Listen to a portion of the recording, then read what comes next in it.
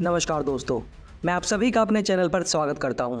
दोस्तों, आने वाले कुछ महीनों में भारत में बरसात का मौसम खत्म होने वाला है और फिर आएगा ठंड का मौसम।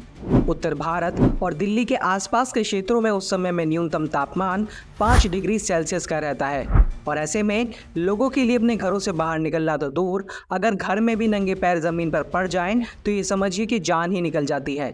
लेकिन क्या हो कि आपको इससे भी कम तापमान में ऐसी जगह पर जाने को कहा जाए जहां से आपको पता है कि आप शायद ही जिंदा वापस आओगे, लेकिन आपके अंदर भरा हुआ देश प्रेम आपको फिर भी सबसे आगे चलने के लिए उकसाता रहता है। दोस्तों, आज की वीडियो में हम आपको भारतीय सेना के एक ऐसे ही बहादुर सैनिक की कहानी बताने वाले हैं जिन्होंने कारगिल के युद्ध में कारगिल की पहाड़ियों पर नंगे पैर चढ़कर भारत को विजय दिलवाई, जिन्हें उनके यूनिट के लोग नींबू साहब के नाम से बुलाते थे। नींबू साहब जो नागालैंड की उस ट्राइब का हिस्सा थे जो युद्ध में अपने दुश्मनों का सिर कलम करने के लिए जानी जाती थी। इसलिए आज की वीडियो काफ़ी ज़्यादा इंफॉर्मेटिव और इंटरेस्टिंग होने वाली है। वीडियो में आखिर तक ज़रूर बने रहिएगा। लेकिन वीडियो में आगे बढ़ने से पहले अगर आप यहाँ तक वीडियो को देखते हुए आ गए हैं और आपको वीडियो अच्छी लगी है तो वीडियो को लाइक, शेयर और चैनल को सब्सक्राइब करना बिल्कुल भी मत भूलिएगा। चलिए दोस्तों, वीडियो को शुरू करते हैं। नींबू साहब, ये नाम सुनने में जितना अजीब लगता है उतना ही मुश्किल इसके सही नाम नईके झाकुओ के गोरेसो को बोल पाना है। इसलिए इस वीडियो में भी हम इन्हें नींबू साहब या नींबू के नाम से ही बुलाने वाले हैं। नींबू साहब का जन्म नागालैंड की राजधानी कोहिमा से 22 किलोमीटर दूर नेरहेमा नाम के छोटे से गांव में हुआ था। नेरहेमा, जिसका मतलब होता है योद्धाओं का घर। इस गांव के नाम की भी अपनी ही अलग कहानी है। दरअसल इस गांव में नागा जनजाति के उन लोगों के घर हुआ करते थे जिन्हें उनके यूनिक फाइटिंग स्टाइल के लिए जाना जाता था। नागा जनजाति के इस कबीले के लोग युद्ध कला में इतने ज़्यादा काबिल होते थे कि युद्ध में जीतने के बाद ये अपने दुश्मनों के सर को कलम कर दिया करते थे। इसलिए इस कबीले के लोगों को हेड हंटर्स कहा जाता था और इसी वजह से इनके गाँव को पेर हेमा भी कहा जाता था, जिसका मतलब होता था उन लोगों का घर जो हमेशा युद्ध में रहते हैं। खैर, इसी गांव में 15 जुलाई 1974 को नईके झाकुओ कोंग्रेसे का जन्म हुआ था। वे अपने 13 भाई बहनों में दूसरे नंबर पर थे। उनके परिवार के लोग उन्हें नींबू के नाम से बुलाते थे और यहीं से उनका नाम नींबू पड़ गया। नींबू ने अपनी शुरुआती पढ़ाई सेंट जेवियर से की और फिर कोहिमा साइंस कॉलेज से अपनी ग्रेजुएशन को पूरा किया और 1994 में कोहिमा गवर्नमेंट हाई स्कूल में शिक्षक के पद पर नौकरी स्टार्ट कर दी। लेकिन नींबू के मन में शुरुआत से ही अपने पूर्वजों की तरह ही कुछ कर दिखाने का जज्बा भरा हुआ था, जिसके चलते नींबू ने 1997 में CDS यानी कंबाइंड डिफेंस सर्विसेज के एग्ज़ाम को पास किया और सीधे इंडियन मिलिट्री एकेडमी देहरादून आ गए। यहाँ पर अपनी बेसिक ट्रेनिंग को पास करते हुए नींबू 12 दिसंबर 1998 को भारतीय सेना की आर्मी सर्विस कोर में कैप्टन के पद पर कमीशन हो गए। ट्रेनिंग के बाद नींबू कुछ दिनों के लिए अपने घर जाना चाहते थे, लेकिन उन दिनों नागालैंड में आंतरिक हालात ठीक नहीं थे, इसलिए वो ट्रेनिंग से डायरेक्ट अपनी पहली पोस्टिंग पर निकल गए। नींबू की पहली पोस्टिंग में उन्हें राजपूताना राइफल्स के साथ अटैच किया गया। शुरुआत के कुछ महीने गुजरने के बाद ही कश्मीर घाटी और कारगिल में हालात खराब होने लगे थे। इस दौरान नए नए भर्ती हुए नींबू को 2nd राजपूताना राइफल की घातक प्लाटून का कमांडर घोषित कर दिया गया। घातक प्लाटून किसी भी बटालियन के 20 सबसे घातक, सबसे जुझारू और सबसे फिट लोगों का ग्रुप होता है जो किसी भी काम को किसी भी कंडीशन में करने के लिए बनाई जाती है। ये घातक प्लाटून सबसे इम्पॉर्टेंट और क्रूशल ऑपरेशंस को पूरा करने के लिए इस्तेमाल की जाती है और फिर नींबू की घातक प्लाटून को 28 जून 1999 को एक ऐसा ही ऑपरेशन दिया गया जिसमें कारगिल के द्रास सेक्टर में मौजूद लोन हिल नाम की पहाड़ी पर कब्जा करना था। लेकिन इस हिल पर कब्जा करने से पहले इस प्लाटून को अपने रास्ते में पड़ने वाली ब्लैक रॉक नाम की चट्टान पर कब्जा करना था, जिस पर पाकिस्तानी सेना ने अपनी मशीन गन पोस्ट बना रखी थी।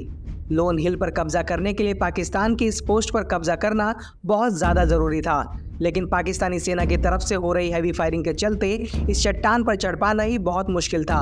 अपनी प्लाटून को कमांड करते हुए नींबू ने इस पहाड़ी पर चढ़ाई करना शुरू किया। पहाड़ की खड़ी चढ़ाई और हड्डियों को जमा देने वाली ठंड ने इस काम को और भी मुश्किल बना दिया, लेकिन फिर भी कैप्टन नींबू अपने पलटन के साथ आगे बढ़ते रहे। ऐसे में पाकिस्तानी पोस्ट की तरफ से चलाई गई एक गोली नींबू के पेट में लगती है और खून बहना स्टार्ट हो जाता है। ऐसे में उनके पीछे चल रहे एक जवान ने जब उनसे पूछा कि क्या हुआ नींबू साहब, तो नींबू साहब ने जवाब दिया, कुछ नहीं, आगे बढ़ते रहो। धीरे धीरे उनकी पलटन चोटी के नज़दीक पहुंच चुकी थी, लेकिन अभी आखिरी चढ़ाई बाकी थी और ये चढ़ाई बाकी चढ़ाई के मुकाबले काफ़ी ज़्यादा मुश्किल और खड़ी थी। ऐसे में इस चोटी पर बिना रस्सियों के नहीं चढ़ा जा सकता था। घातक पलटन के सभी जवानों ने रस्सियां बांधने के लिए कई बार कोशिश की, लेकिन उन्हें सफलता नहीं मिली, जिसका कारण चट्टान पर बड़े बर्फ में बार बार पैर का फिसलना था। ऐसे में कई कोशिश नींबू साहब ने भी की, लेकिन रस्सी नहीं फंसी।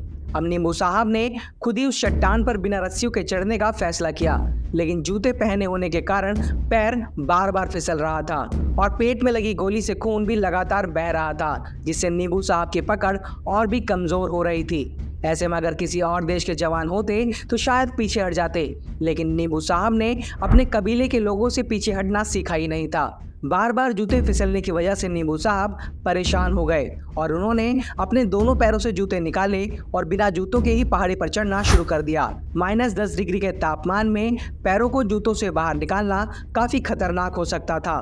ठंड की वजह से फ्रॉस्ट बाइट होने का खतरा भी कई गुना बढ़ जाता है, लेकिन सैनिक नींबू साहब को कुछ कह पाते उससे पहले ही नींबू साहब ने अपने पैर से मोंजे भी उतार दिए और नंगे पैर ही चट्टान पर चढ़ गए और अपने सैनिकों को ऊपर चढ़ने के लिए रस्सियां भी बांध दी। 16,000 फीट की ऊंचाई, -10 डिग्री की ठंड और नंगे पैर। नींबू साहब रॉकेट लॉन्चर को कंधे पर लिए तेजी से आगे की ओर बढ़ने लगे।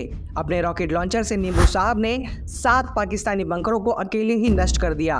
अपने बचाव में पाकिस्तानी सेना ने भी जवाबी फायरिंग करना शुरू कर दिया, जिसमें से 2 पाकिस्तानी सैनिक नींबू साहब की ओर तेजी से बढ़ते हुए आ रहे थे। ऐसे में नींबू साहब ने भी अपने कमांडो नाइफ लिया और दोनों पाकिस्तानी सैनिकों को हैंड टू हैंड कॉम्बैट में वहीं ढेर कर दिया। इसके बाद अपनी राइफल से 2 और पाकिस्तानी सैनिकों को मार गिराया, लेकिन पाकिस्तानी सैनिकों की तरफ से हो रही लगातार गोलीबारी में उन्हें भी कई गोलियां लग गई और नींबू साहब अपने देश के प्रति अपने कर्तव्य को निभाते हुए उसी रणभूमि में शहीद हो गए। कुछ ही देर बाद नींबू साहब के पलटन ने पाकिस्तानी पोस्ट पर भारतीय तिरंगा दोबारा से लहरा दिया। चोटी पर दोबारा से कब्जा करने की खुशी मनाते हुए जब एक भारतीय सैनिक ने देखा तो नींबू साहब खून में लथपथ खाई में पड़े हुए थे। ऐसे में चोटी पर पहुंचने और तिरंगा लहराने की खुशी भारतीय सैनिकों की आंखों से छलक उठी और सभी भारतीय सैनिकों ने मिलकर कहा कि ये आपकी जीत है नींबू साहब। 2009 में नींबू साहब के पिता ने हिंदुस्तान टाइम्स के पत्रकार राहुल कर्माकर से बात करते हुए बताया था कि नींबू जब एकेडमी में ट्रेनिंग कर रहा था या नेरहमा में हालात तनावजनक थे, लेकिन 1998 में सीज फायर का ऐलान होने के बाद नींबू ने कहा था कि वो एक बार घर आना चाहता है, लेकिन ऐसा हो नहीं पाया।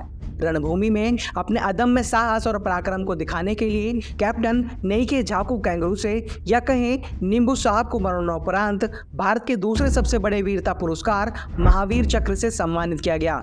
मात्र 25 वर्ष की छोटी सी उम्र में कैप्टन नींबू ने दुनिया को वीरता क्या होती है और उसका क्या मतलब होता है समझा दिया और अपने साथ साथ अपनी पूरी जनजाति का नाम इतिहास के पन्नों में सदा के लिए अंकित करवा दिया।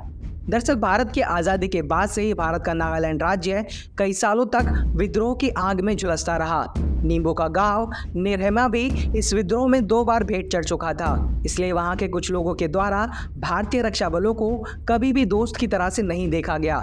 लेकिन जब शहीद कैप्टन नेइके झाकू कैंगरूसे का पार्थिव शरीर नागालैंड पहुंचा तो पूरा नागा समाज और पूरा नागालैंड राज्य उनके सम्मान में तिरंगे के नीचे सर झुकाए खड़ा था। नींबू साहब की आखिरी यात्रा में हजारों लोगों ने हिस्सा लिया था। कैप्टन नींबू के पिता उनके बेटे द्वारा दिखाई गई इस वीरता के बाद मिले सम्मान के बारे में कहते हैं कि नींबू ने इस देश की सेना के प्रति हमारे नज़रिए को हमेशा के लिए बदल दिया। तो दोस्तों, ये थी कहानी भारत के उस वीर लाल की जिसने -10 डिग्री में नंगे पैर चढ़ाई करके मात्र 25 साल की उम्र में वो करके दिखाया, जिसके आगे वीरता के सभी मानक छोटे पड़ जाते हैं। आपको ये वीडियो कैसी लगी हमें कमेंट करके ज़रूर बताइएगा। इसके साथ ही आप किन किन टॉपिक्स पर वीडियो देखना पसंद करते हैं हमें कमेंट करके बता सकते हैं। दोस्तों, आज की वीडियो में फ़िलहाल इतना ही। अगर आपको ये वीडियो अच्छी लगी हो तो वीडियो को लाइक, शेयर और चैनल को सब्सक्राइब करना बिल्कुल भी मत भूलिएगा। जल्दी मिलते हैं नई वीडियो के साथ, तब तक के लिए जय हिंद, जय भारत।